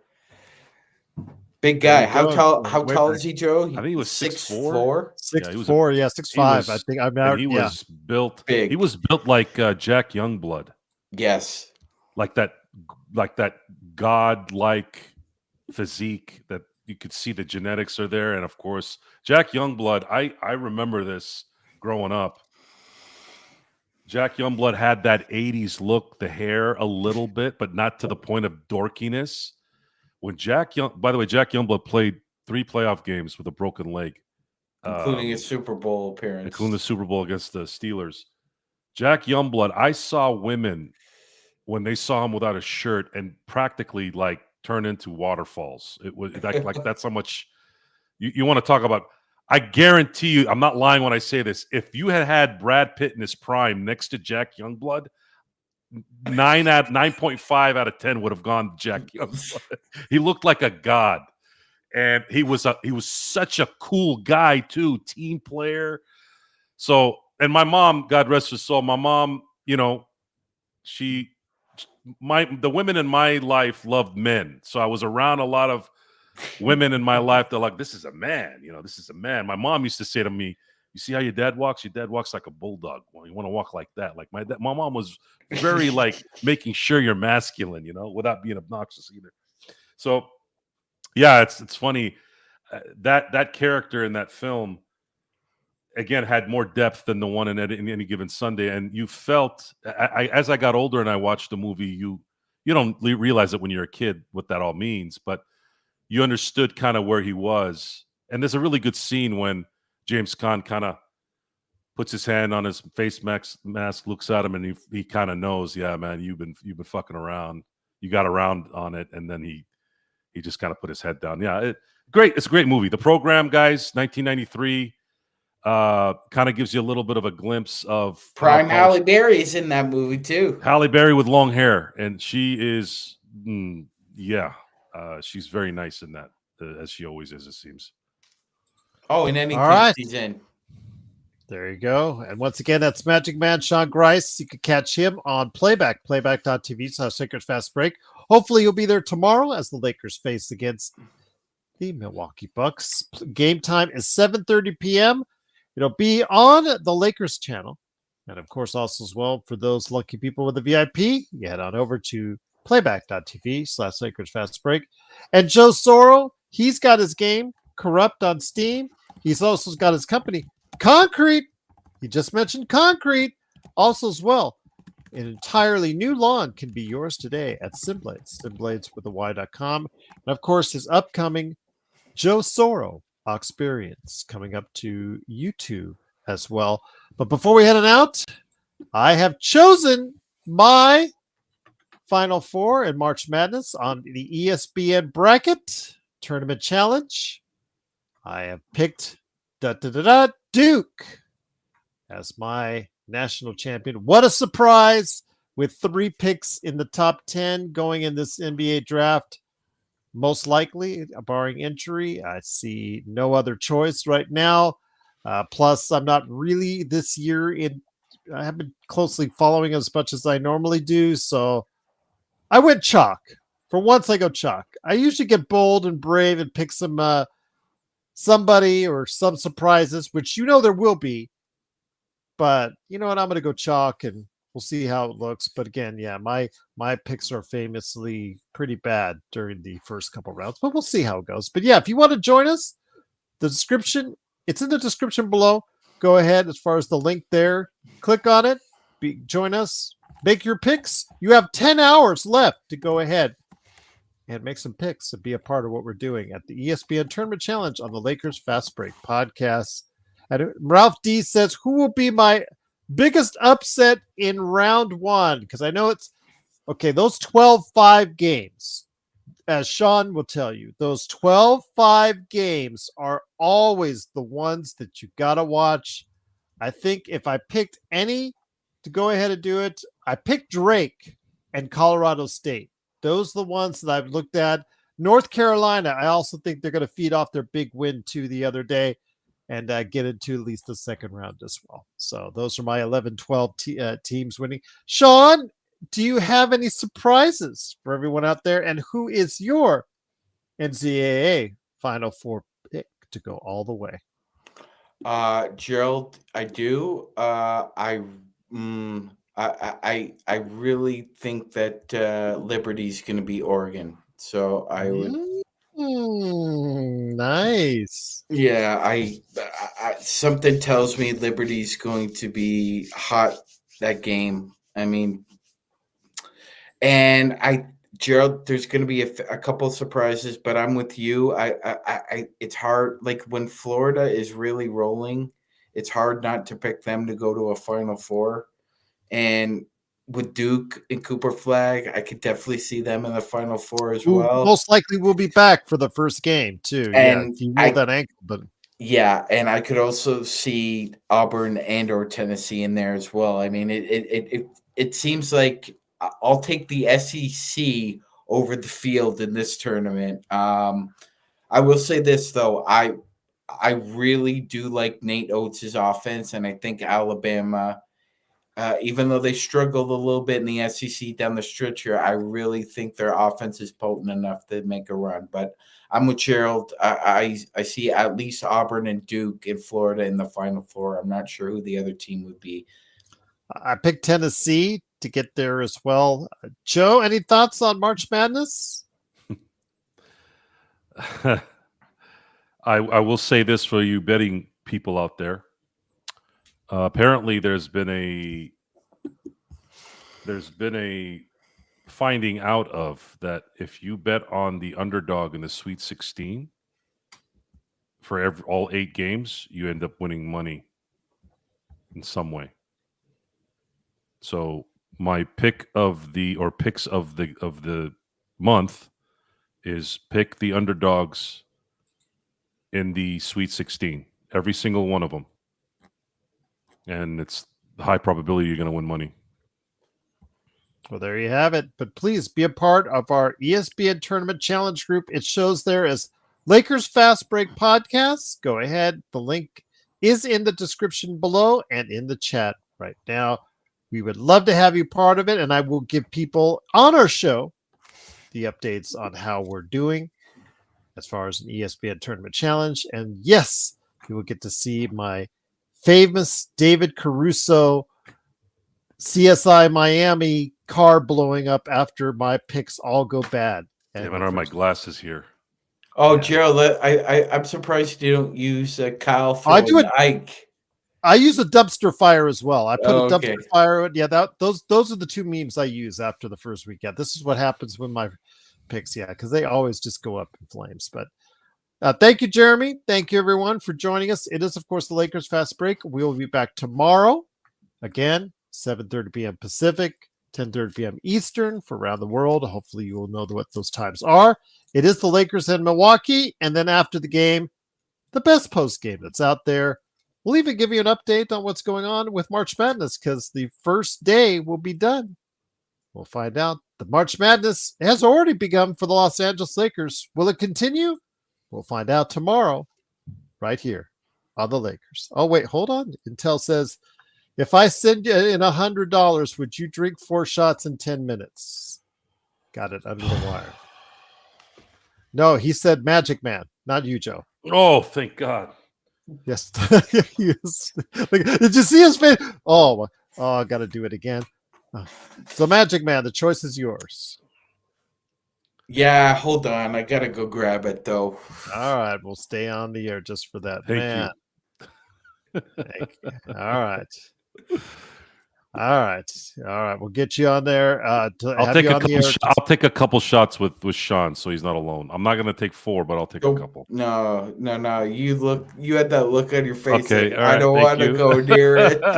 I do not want to go near it. So. And Magic Man, when it comes through next month, I will Venmo you the money because it takes a month to let it process. All right, They make interest on that shit, huh? I will return. Assholes. They do. And remember, they got to get their cut too. So it won't actually be. Yeah, I give him $100, but I don't actually end up getting $100. I get it whatever. Nuts. Yeah, Assholes. they get out of it. So yeah.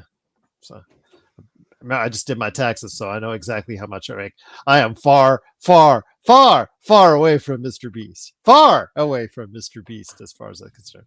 Yes, I am definitely not doing this for a living. I know Alan asked, "Do you do this for a living?" And I looked at my tax and say, "Hell no." This ain't even close to a living as of yet. But Joe, while we're going ahead and waiting for Magic Man to do just that, I'll take him off screen for a little bit while he prepares for that, because I want him to be able to earn the money that he rightfully deserves for drinking on that. I want to go ahead and hear your thoughts. The Lakers, again, if they finish off this homestand 5-0, obviously, again, the goal is getting a second. How would you want the playoffs to play itself out? Who do you want in the first round after all the play-ins are done? Who do you want in the second round? And who do you want in the Western Conference Finals? I'm not going to say the finals right now. That's for another day. But if you had the Lakers finishing second, how do you want this whole playoff scenario to play out if it were you? The crazy statistic also, Gerald, is the last time the Lakers had home court in the first and second rounds was in 2011. That's a long time. We're talking 14 years. That's a crazy stat when I found out about that. I had not known that. 2020, they didn't play at home. They were in Orlando, so that year doesn't count. But the last time they had home court in the first 2 rounds was 2011, and the second round they got swept by the Mavericks, so it didn't produce any positive things there. But the last time they won a championship, having the first 2 rounds at home court, first 2 rounds was the 2010 season, and even that one they had to go 7 against the Houston Rockets because the Houston Rockets ended up taking game 1, and Lakers kind of had to avoid some of those pitfalls there enough to win in 7. So yeah, it's how this plays out, how I wish it plays out. I'll give you exactly how I hope this plays out. So if they get the 2, I want them to play the Clippers in round 1 because they won't have to travel. Let me just hold on just a sec, Joe. Go ahead, Sean. Anytime you're ready. That clock is starting now, man, for you, man. No problem. Go ahead, Joe. Round 1, my preference would be for them to play the Clippers because the travel would be nothing. There would be no travel. If they win that series, then they would play the winner of whoever wins the 3 and the 6. So I'm going to say that I'd like to see the Rockets get the 3 and Golden State get the 6. And then I'm going to pick Houston to beat Golden State. The Lakers play Houston. And then I can see the Lakers likely playing Oklahoma City in the Western Conference Finals. And then I'm okay with that. I'm okay with them meeting those guys, the best team in the West at that moment. And then as far as the finals are concerned, there's good stories on both ends, whether it's the Celtics or whether it's the Cleveland Cavaliers. If let's say it's the Cleveland Cavaliers that end up going to the finals, I think it would be kind of cool to see LeBron beat both of his former teams in a final. I just think that story is kind of cool too, besides the Celtic thing. Imagine if he wins in 6. No, yeah. Imagine if he wins in 6 in Cleveland. Is he gonna go, Cleveland? This is for you. I think that would be poetic, wouldn't it? Yes. So 1 shot down for Magic Man. So I asked while you were off camera, what is the perfect, or let's say the Lakers get number 2. What is the best scenario in your mind for round 1, round 2, and the Western Conference Finals? Not the NBA Finals. That's again for another day, but the 3 rounds of the Western Conference. If the Lakers finish number 2, what is the best scenario for you, Magic Man? Yeah, Gerald. So we're number 2. So we play a 7th seed that's very wounded. You'd likely be looking at one of the Kings, Wolves, Clippers, or Mavs or Suns at this point. I think the Lakers can take any one of those 4 or 5 teams.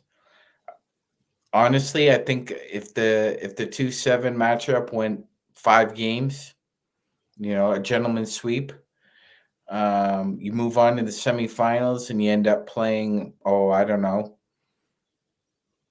Memphis or Golden State, because I think the Lakers can beat both of those teams. So if they ended up playing one another, you'd end up playing one of those. And then I think that would lead to an OKC Western Conference Finals. Because at this point in time, I don't see anybody other than the Lakers posing a threat to OKC. Okay.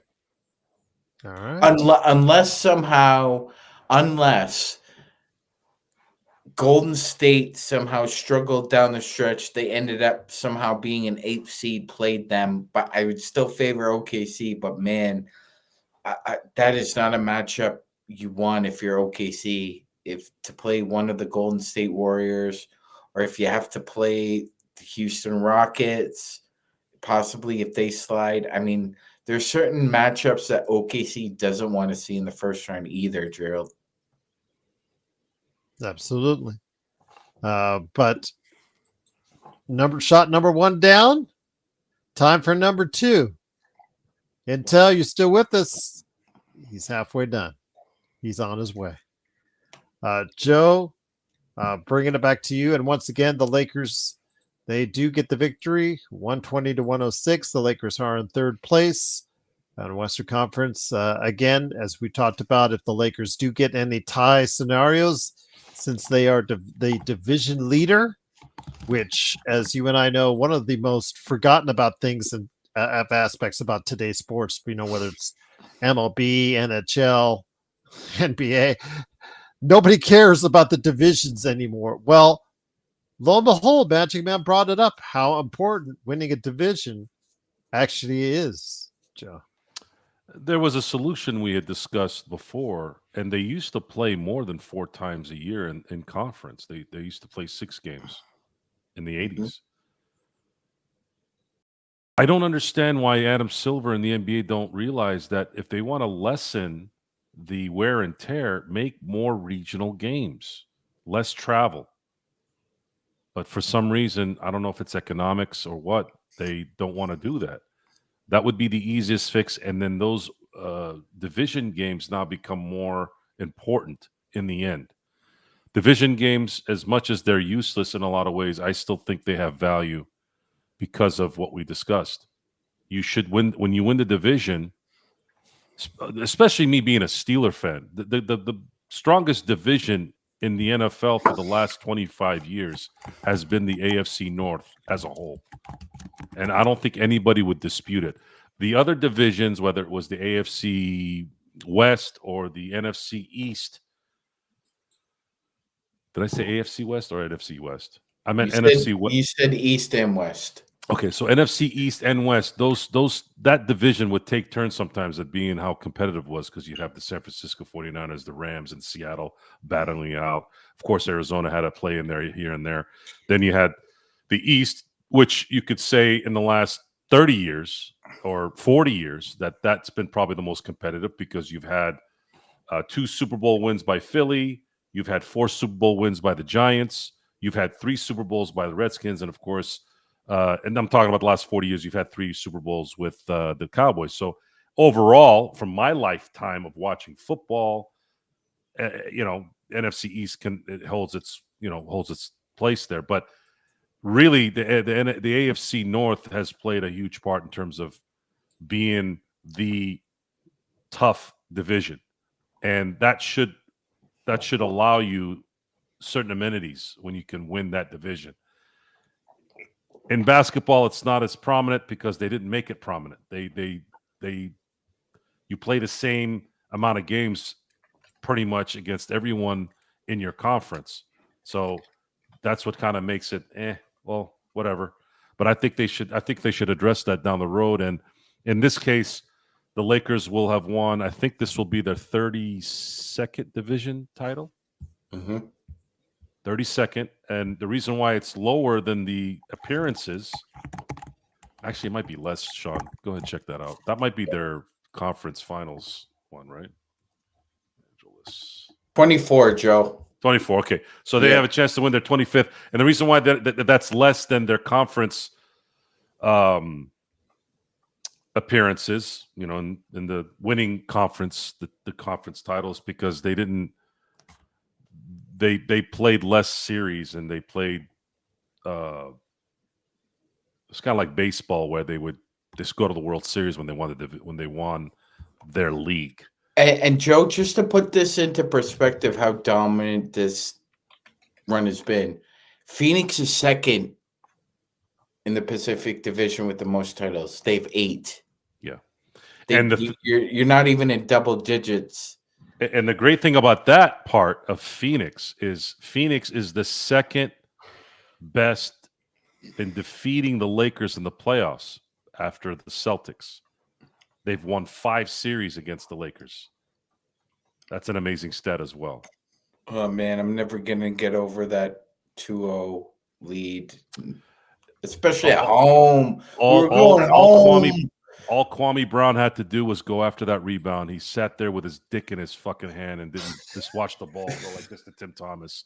I hate that whole sequence so much. I can't even watch it because I want to go find Kwame and all his videos where he's dropping N-bombs left and right, yapping about other people. And everybody's sitting there like, yeah, man, you tell him, Kwame. I'm like, fuck you and fuck Kwame Brown. You know what that guy did to us as Laker fans? Nothing. He did nothing. He shouldn't talk about anything. Can't even catch a fucking ball. Scared the shit.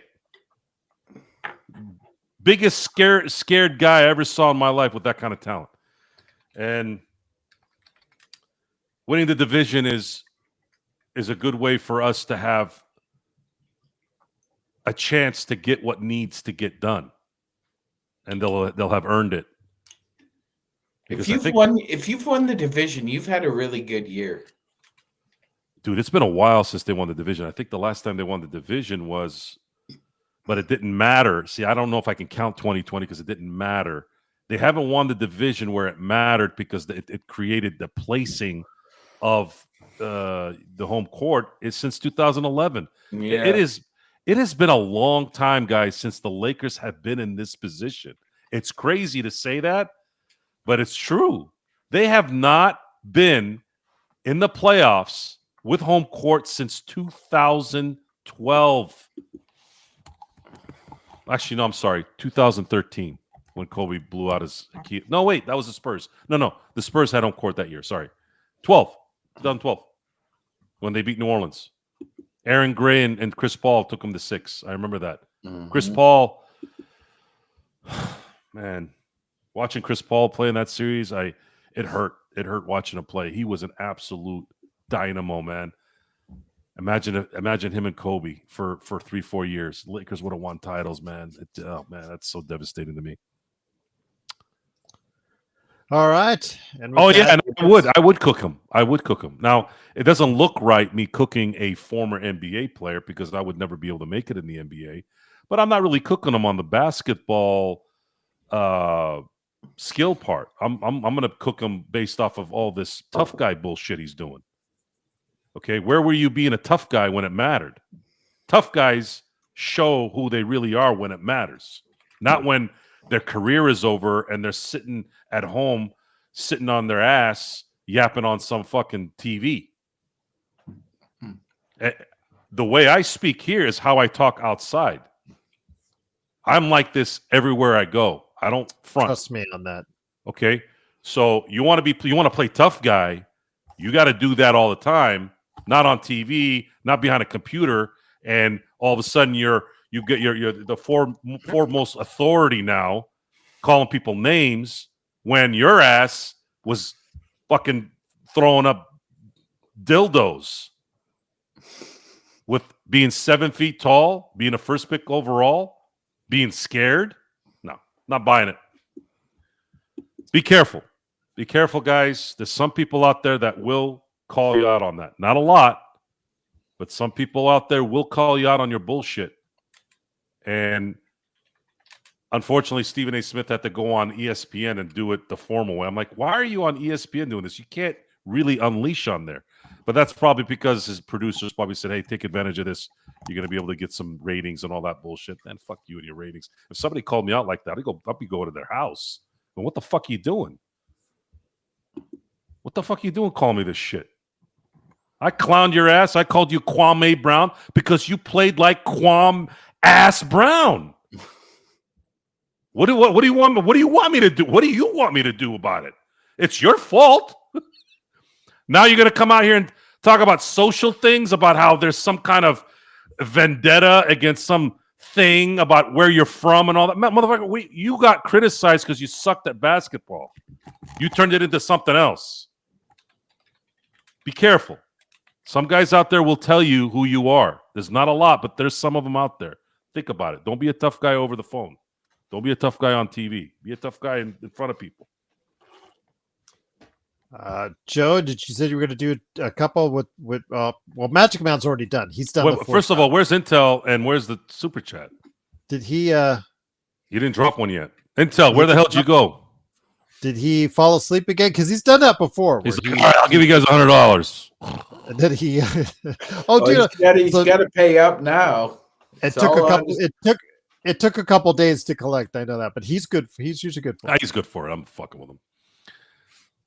Yeah, I guess he did he bow out for the evening? I know we were out ready to bow out, but I came back and saved it in time.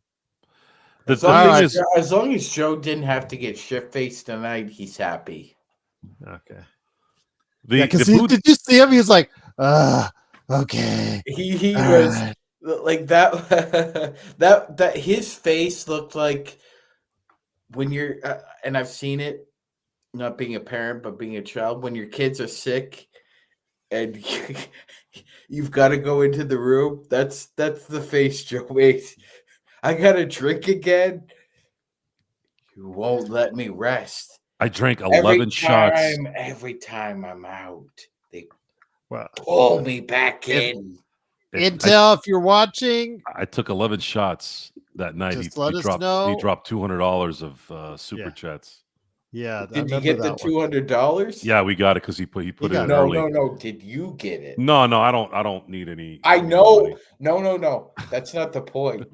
Did you? I've asked him before if he wants it, but he's declined it. So, yes, I did get it. Okay. Yes. That's all. Yes. Thank you. I get what you're saying now. Yeah. Now we do. Yes. Now we go. But yeah, I got John when he sent it in directly for John, and he wanted actually in his defense. In his defense, he wanted Empire Jeff, who was on, to drink, but Empire Jeff has to pick up his wife late at night. He lives in the hood in L.A., the suburbs of L.A. Oh, so you can't. Jeff. I said, no, I don't have time for some. I said, I'll take his shots. I did it again. Yeah, Jeff's got to be in his right frame of mind, man. All right. Well, when we'll catch up with Intel, we'll make sure we let him know, Magic Man, whether you're here on the show or not, that he needs to just go back because there's I know. video proof now. He's good for him. We've gotten him on this. Yeah, he's done this before. Yeah, I know. He's not a pussycat. No, he's done this before, and he's actually, oh, dude, I fell asleep. I'm sorry, man. It's like you make the offer, then you go to sleep. So, yeah. But at least he's getting some good rest. Well, we're getting fucked up here. Well, I'll tell you what, though, when he does come back, we'll sure to remind him of what you did. So please, everyone in the chat, if Intel comes back, whenever he comes back tomorrow night or whenever, we'll remind him of what Magic Man did and make sure he gets what's coming to him. But again, the Lakers got what's coming to him with a great performance tonight, 120-106. Tomorrow it is the Milwaukee Bucks, 7:30 p.m. Pacific, 10:30 p.m. Eastern. We'll be live with the scoreboard and chat from playback.tv's House Lakers Fast Break. And then, of course, the best post game that's out there, you can't find it anywhere else, shots or otherwise, is always right here. Cheers from your friends at the Lakers Fast Break Podcast.